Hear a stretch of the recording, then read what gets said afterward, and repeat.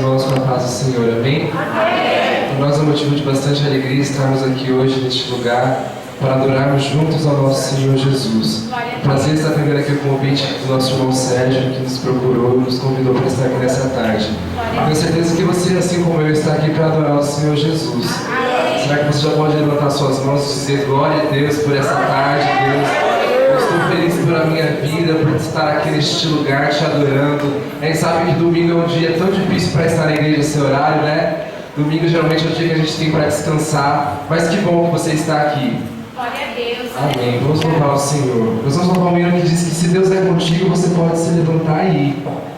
Não tema nada, não tema o que as pessoas vão falar, porque Deus é por você. Amém? Amém.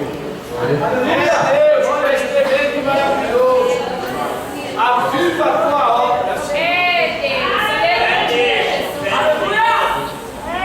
Glória a Deus. Aleluia.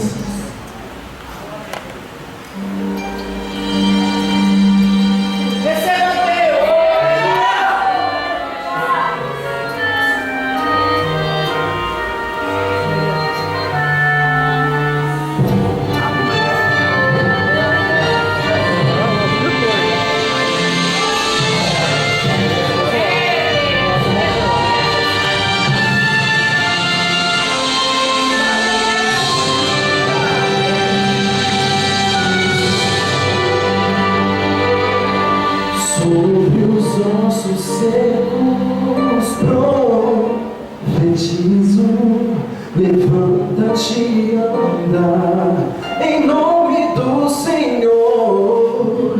Sobre os ossos secos determino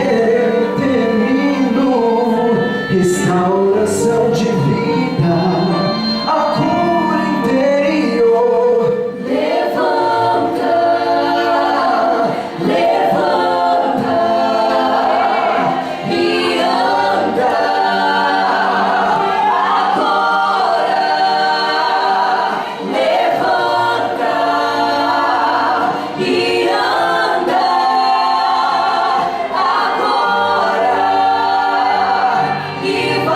Se Deus é contigo,